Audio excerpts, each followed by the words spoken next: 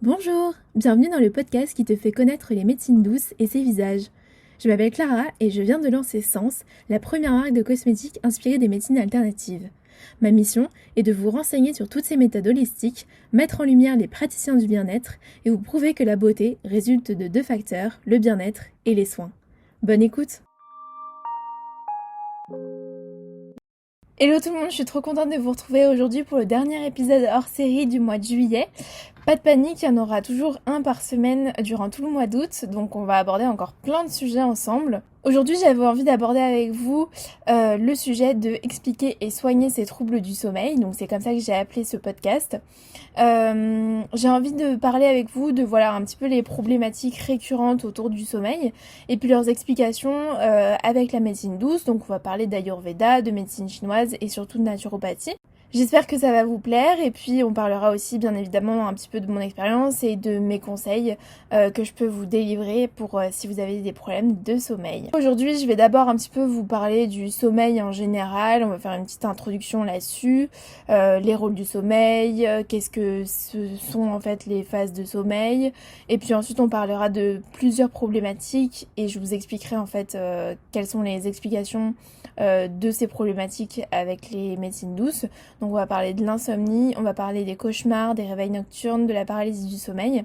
Et puis je vous parlerai également de mes conseils de manière générale, que ce soit en médecine chinoise mais aussi en naturopathie et puis également les conseils que moi j'ai appliqués en fait avec mon expérience puisque j'ai pas mal de problèmes de sommeil donc j'ai mis en place pas mal de choses dont j'aimerais en fait vous parler et vous donner des clés aujourd'hui.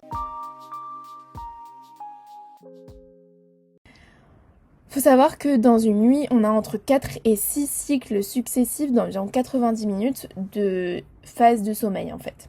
Chaque cycle est composé de 3 phases principales. Donc on a le sommeil lent léger, le sommeil lent profond et le sommeil paradoxal. Dans l'ordre en fait, dans une nuit, on est en phase d'endormissement, ensuite on passe en phase de sommeil lent léger, puis sommeil lent profond, ensuite sommeil lent léger à nouveau et après le paradoxal. Mais il faut savoir que plus la nuit elle avance et plus le sommeil en fait il est essentiellement constitué de phases de sommeil léger et paradoxal et de moins en moins de sommeil profond en fait. Le rôle du sommeil c'est principalement d'éliminer les toxines, de stimuler les défenses immunitaires, c'est vraiment la reconstruction des stocks énergétiques des cellules musculaires et nerveuses, donc c'est un peu là où on va recharger les batteries. C'est aussi la régulation de l'humeur et l'activation du stress, donc c'est pour ça que quand on dort moins, on est plus stressé et on est plus sur les rotules en fait. Ça gère aussi la production d'hormones, notamment celle de croissance, d'où l'importance du sommeil chez les enfants, et de la mélatonine. Et puis c'est aussi tout ce qui va être mécanisme d'apprentissage et de mémorisation. Donc ce qui va vous permettre d'emmagasiner vos souvenirs, de les stocker dans un petit coin de vos cerveaux, d'apprendre ce qui a été appris dans la journée. Donc si par exemple les enfants sont à l'école, c'est pendant leur sommeil qu'ils apprennent leurs leçons entre grosses guillemets. Et puis c'est aussi de la régulation de certaines fonctions comme par exemple la glycémie. C'est pour ça que quand vous dormez moins, vous avez plus facilement faim. Je vais discuter avec vous rapidement de ces 3 phases de sommeil dont on a parlé. Donc on a d'abord la phase de sommeil lent léger, donc c'est là où d'abord on va s'endormir, donc c'est le stade 1 du sommeil lent léger. Ce moment-là de la nuit, on peut vous réveiller simplement en vous touchant, on peut avoir certaines fois des impressions de tomber, certaines fois des spasmes, c'est quand les muscles se détendent en fait. Et puis si vous êtes trop longtemps dans cette phase d'endormissement, donc au-delà de 30 minutes, on peut qualifier ça d'insomnie en fait. Le stade 2 du sommeil lent léger, c'est le sommeil lent. À ce moment-là, il est plus profond. C'est toujours facile de vous réveiller, mais ça reste un peu plus compliqué que juste l'endormissement, ou même si on vous parle, ça vous réveille. Ce stade-là, c'est environ 50% du sommeil total, avec une durée de plus en plus importante au cours du sommeil, comme je vous le disais tout à l'heure. Ensuite vient la deuxième phase, donc le sommeil lent profond. Là, c'est le moment où la respiration et le cœur, ils ont un rythme plus régulier, mais le corps ne bouge pas. C'est plus difficile de vous réveiller, vous avez le cerveau, entre guillemets, qui est éteint. C'est là où vous allez vraiment récupérer toute la fatigue qui a été accumulée. Et c'est environ 20-25% du temps de sommeil total. Et ça intervient, comme je vous le disais, principalement au début de votre sommeil. C'est à ce moment-là que l'organisme, en fait, il va se recharger en sucre en prévision de la nouvelle journée. C'est aussi à ce moment-là qu'on va synthétiser tout ce qui va être hormones de croissance, dont je vous parlais tout à l'heure. Et puis, c'est là où aussi on va réparer tout ce qui va être tissulaire, donc tout ce qui est peau, etc., interne, externe. Donc si vous avez des boutons par exemple, d'où l'importance de bien dormir et d'avoir un sommeil un petit peu profond, puisque ça va aider votre peau à se réparer. Et puis la troisième phase, forcément, c'est la phase de sommeil paradoxal. Donc c'est là où on rêve le plus.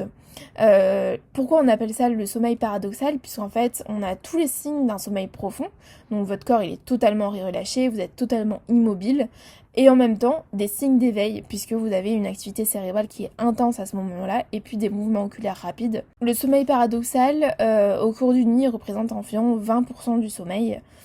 C'est une phase qui est vraiment hyper importante, notamment pour tout ce qui est apprentissage et la mémoire à long terme. C'est un peu comme si vous rangiez votre bureau, que vous mettiez de l'ordre dans tout ça, et que vous apprêtiez en fait à faire la place nette pour la journée suivante. Maintenant que je vous ai introduit un petit peu tout ce qui était sommeil, toutes les phases, pourquoi il fallait dormir, etc., on va parler de quelques troubles du sommeil et de leur explication avec les médecines douces. Le premier trouble dont j'avais envie de parler avec vous aujourd'hui, c'est, je pense, le plus connu et c'est, je pense, celui le plus expérimenté par malheureusement la majorité des Français, c'est, roulement de tambour, les insomnies. Les insomnies, comme je vous le disais tout à l'heure, c'est quand votre période d'endormissement, elle dure plus de 30 minutes. En Ayurveda, c'est principalement les personnes qui sont Vata et Pitta qui vont avoir des insomnies. Pourquoi Vata? Parce que c'est les personnalités qui ont vraiment plus facilement des angoisses. C'est une personnalité qui est associée à tout ce qui est air et espace, donc mouvement, énergie, créativité. La personnalité du dormeur Vata, elle est plutôt inquiète et ils ont tout le temps tendance à penser à 10 000 choses en même temps et du coup, difficile de trouver le sommeil. Pour les Pitta, c'est des insomnies aussi, mais pour une différente raison. Eux, ils sont plutôt dans l'énergie, ils sont tout le temps performants, ils sont tout le temps occupés. Donc c'est difficile pour eux plutôt de trouver le sommeil dans le sens où c'est difficile de se dire « Ah, bah il est 23h, il faut que j'aille au lit ». En médecine chinoise, on dit que le jour, c'est plutôt associé à l'énergie yang et que la nuit, c'est associé à l'énergie yin. Pour se préparer en fait au repos, il faut donc que le yang s'apaise pour laisser place au yin. Or, dans une insomnie, on explique en tout cas en médecine chinoise que le yang ne va pas s'apaiser et que le yin, qui lui favorise normalement l'immobilisme, le sommeil, le calme et la profondeur, il va plus du tout pouvoir agir puisque le yang prendra toute la place. En naturopathie et de manière générale, l'insomnie, il faut savoir qu'il y a deux types. Donc il y a l'insomnie aiguë qui dure environ de 1 à 3 semaines, donc c'est par exemple dans des périodes d'examen ou de stress, ou suite à un choc, pourquoi pas. Et puis l'insomnie chronique qui, elle, se manifeste au moins 3 nuits par semaine pendant au moins 1 mois. Donc là, c'est un autre level et il faut vraiment consulter si vous en êtes à ce stade-là. Il y a deux types d'insomnie. Il y a les insomnies qui arrivent plutôt à la phase d'endormissement, comme on parlait tout à l'heure. C'est celle qui est la plus répandue en fait. À ce moment-là, vous avez du mal à vous endormir.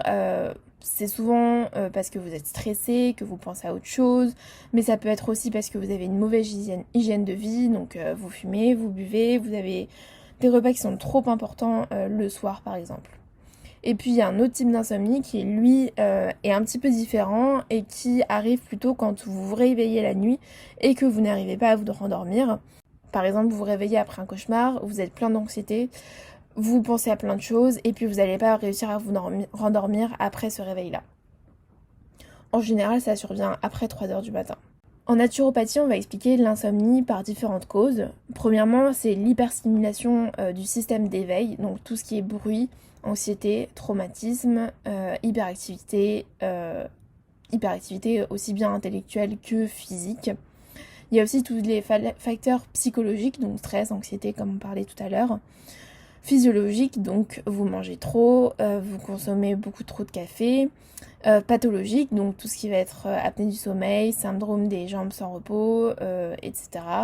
Et puis tout ce qui va être cogitation. Le deuxième trouble dont j'avais envie de parler avec vous, parce que je pense qu'on en parle beaucoup moins que l'insomnie, et pourtant malheureusement ça arrive beaucoup. Moi j'en ai souffert pendant très longtemps, et je commence tout juste à reprendre le pied là-dessus, donc pour moi c'était important d'en parler. Et ce sont les cauchemars à répétition. Alors les cauchemars, ça n'arrive pas qu'aux enfants, c'est pas que les petits gamins qui font des cauchemars la nuit et qui n'arrivent pas à se rendormir après. Ça peut être vraiment hyper handicapant si vous faites par exemple 5 cauchemars par semaine, ça peut vraiment être très très fatigant et voire même assez perturbant si les cauchemars sont hyper dérangeants. Moi ça a été mon cas pendant très longtemps et je vous parlerai un petit peu de mes solutions par la suite. Mais c'est vrai que ça peut être hyper compliqué comme problématique. En médecine chinoise, le foie c'est l'organe principal qui est responsable de tout ce qui va être cauchemar. Il faut savoir que du coup, dans la médecine chinoise, on dit que le Hun, ce qui est l'âme en fait en médecine chinoise, se libère la nuit pour errer et c'est là que ça produit les rêves. Les rêves, pour la médecine chinoise, c'est indispensable à la santé puisque ça fait partie de l'âme. En revanche, le yin, au moment où le Hun se libère, il doit être suffisamment fort en fait pour enraciner le yang comme on parlait tout à l'heure, pour ne pas provoquer d'insomnie. Mais si le yin il est faible ou que y a quelques organes qui ne fonctionnent pas assez bien, donc le foie en l'occurrence avec les cauchemars, et bah le yang il va devenir vraiment excessif et prendre le pas sur le yin, et ça va provoquer vraiment une hyperactivité, une agitation, des cauchemars, etc. Donc en médecine chinoise, il va falloir principalement bosser sur le foie pour réguler les cauchemars. En naturopathie, on considère que tout ce qui est cauchemar, ça fait partie des parasomnies. Donc c'est des phénomènes qui accompagnent le sommeil et qui peuvent être physiologiques ou pathologiques. Donc par exemple les terreurs nocturnes, le somnambulisme. Les terreurs nocturnes c'est différent des cauchemars, hein, je tiens à préciser. Le somnambulisme. On considère que si ça vous arrive une fois par semaine, c'est un trouble assez léger. Si ça vous arrive entre 2 et 3 fois par semaine, c'est modéré. Et plus de 3 fois par semaine, c'est assez grave. Et là, il faut vraiment consulter. Les cauchemars récurrents, donc c'est des cauchemars qui arrivent, qui sont toujours les mêmes et qui reviennent souvent.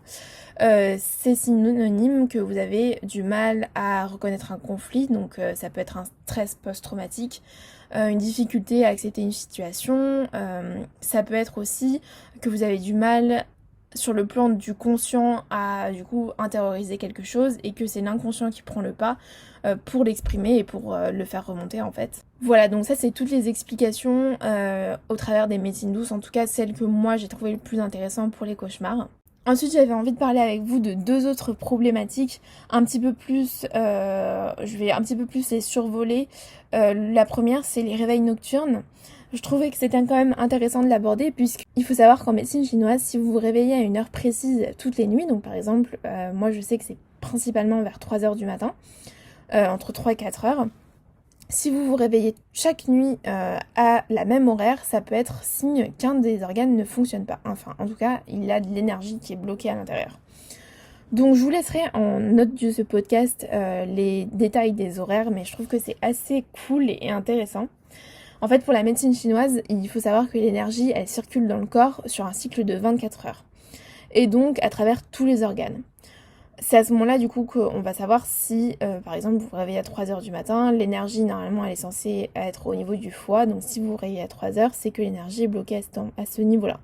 De manière générale, en début de nuit, ça va plutôt être vésicule biliaire, foie, et en fin de nuit, ça va être gros intestin, voire poumon, qui ont des soucis en fait. Si vous vous reconnaissez dans cette problématique, encore une fois, je vous invite à aller checker les notes de ce podcast avec tous les détails. Et enfin, la dernière chose dont j'avais envie de parler avec vous, en tout cas la dernière problématique, ce sont les paralysies du sommeil.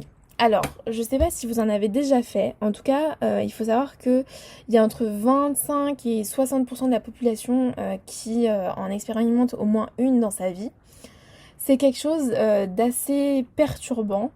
Par contre, il y en a seulement 0,3 à 6,2, là j'ai les chiffres en face de moi, de personnes qui en ont plusieurs fois dans leur vie. Moi j'en ai fait quelques-unes. Et c'est un phénomène pas qui me passionne parce que c'est assez terrible comme truc, mais c'est un phénomène qui m'intéresse vachement et que je trouve hyper intéressant aussi bien d'un point de vue spirituel que d'un point de vue physiologique en fait. Qu'est-ce que c'est que la paralysie du sommeil? En fait, c'est très simple. En fait, ça survient en plein sommeil paradoxal. C'est quand votre corps est totalement paralysé par le sommeil. Donc, comme je vous le disais tout à l'heure, ça, c'est grâce à la glycine, donc, qui est un neurotransmetteur qui permet de ne pas bouger, en fait, et de ne pas faire les mouvements que vous faites pendant votre rêve. Donc ça, normalement, la glycine, c'est censé vraiment partir avant la fin du rêve pour que quand vous vous réveillez, vous puissiez bouger normalement, en fait. Mais dans une paralysie du sommeil, la glycine, elle va pas partir tout de suite et toutes les fonctions motrices du coup de votre corps va continuer en fait à être totalement inhibée, donc vous ne pourrez pas bouger, mais par contre vous êtes éveillé. Et donc vous êtes totalement bloqué et en fait le cerveau tellement il comprend pas ce qui lui arrive et tellement il a peur, il va entrer en fait dans un état de conscience intermédiaire entre l'éveil et du coup le rêve. Et pour trouver une explication à tout ça, il va produire en fait une paralysie et produire en fait des hallucinations. Donc les hallucinations elles peuvent être sonores, donc par exemple vous pouvez entendre quelque chose, des bangs, une sonnerie, des bruits, des hurlements, tout ça. Ça peut être des hallucinations tactiles, donc vous avez l'impression qu'on vous tire un pied, vous avez l'impression d'être en train de vibrer, que vous tremblez, qu'on vous touche, etc. Des hallucinations visuelles, donc vous pouvez voir quelque chose de lumineux en face de vous, vous pouvez voir des objets qui bougent, des choses comme ça, ou encore des hallucinations kinesthésiques, donc vous avez l'impression de chuter, vous avez l'impression de sortir de votre corps, etc. Les paralysies du sommeil, leur explication, c'est malheureusement encore et toujours de l'anxiété. Ça peut être à cause d'un événement stressant, parce que vous êtes trop fatigué aussi, et ou parce que vous consommez des substances pas très top, comme par exemple des médicaments, ou bien même des drogues, hein, soyons clairs. Voilà, donc ça c'est pas très cool. Et puis on peut essayer de trouver une explication un petit peu spirituelle, enfin de partir un petit peu là-dedans. Après à vous de faire votre chemin et de voir si vous y croyez ou pas. Mais voilà, en tout cas j'avais envie de parler avec vous de la paralysie du sommeil parce que je trouve que c'est assez encore méconnu. Et pourtant quand ça vous arrive plusieurs fois de suite, vous avez du mal à comprendre ce que c'est. Donc au moins je vous donne les clés si jamais ça vous arrive un jour. Ne paniquez pas d'ailleurs, au bout d'un moment vous arrivez à nouveau bouger et tout rentre dans l'ordre, ça vous fait juste une grosse frayeur. Et encore, hein, moi j'en ai déjà fait une qui au final s'est bien passée entre guillemets, où j'ai vu un truc assez cool et j'ai pas eu peur plus que ça quoi. Mais c'est vrai que ça peut être assez traumatisant si vous entendez des choses ou si vous voyez des choses dans votre chambre, ça peut être assez flippant. Quelles sont les solutions du coup face à tout ça? Moi j'en ai plusieurs à vous parler de mon expérience, comme je vous le disais. La première c'est si vous avez une montre connectée, alors moi déjà j'aime trop, ma soeur m'en a offert une à Noël il y a 2 ans. J'adore ça, je trouve que c'est super cool déjà pour checker que vous faites bien vos pas par jour, n'est-ce pas, que vous vous activez assez bien. Et puis ça a une fonction aussi sommeil que je trouve hyper intelligente en fait, et moi j'ai beaucoup appris sur mon sommeil en ayant une Fitbit.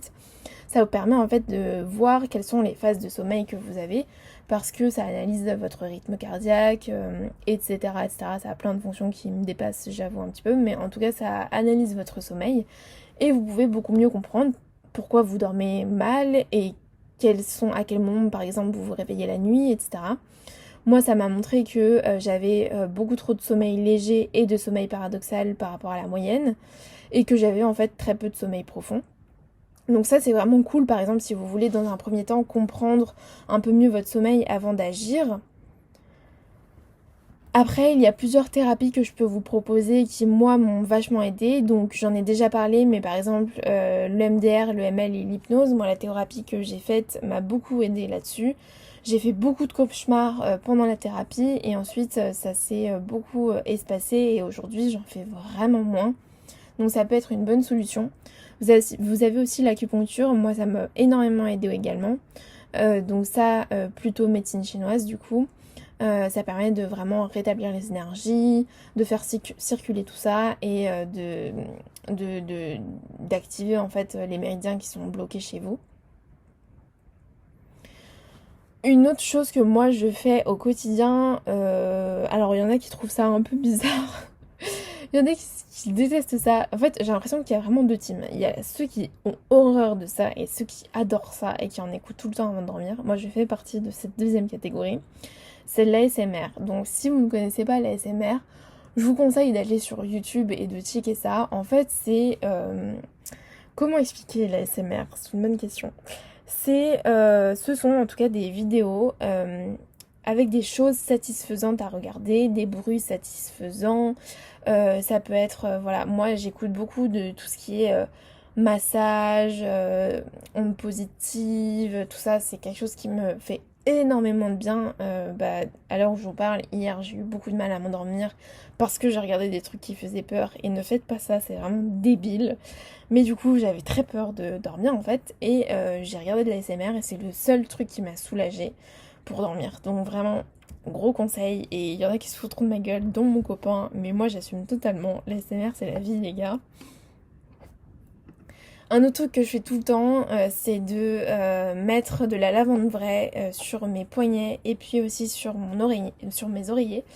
Donc 1-2 gouttes d'huile essentielle, ça fonctionne super bien. Et je vous l'ai déjà dit, mais en tout cas la lavande vraie, ça a les mêmes propriétés que tout ce qui est anxiolytique, mais sans les désavantages et sans l'accoutumance. Donc vraiment, si vous avez tendance à prendre des médicaments pour dormir, ce que moi j'ai fait pendant quelques temps, mettez-vous un petit peu à la lavande vraie, ça remplace bien, je vous assure vraiment, et je vous parle de ça alors que je suis quelqu'un qui vraiment prenait des somnifères pour dormir quand j'avais 18 ans, j'en prenais presque toutes les nuits parce que j'en pouvais plus de mes cauchemars, et bah vraiment je vous le dis, la lavande ça a quasiment le même effet sur moi, ça plus un petit peu d'ASMR et moi vous m'endormez en 30 secondes, vraiment.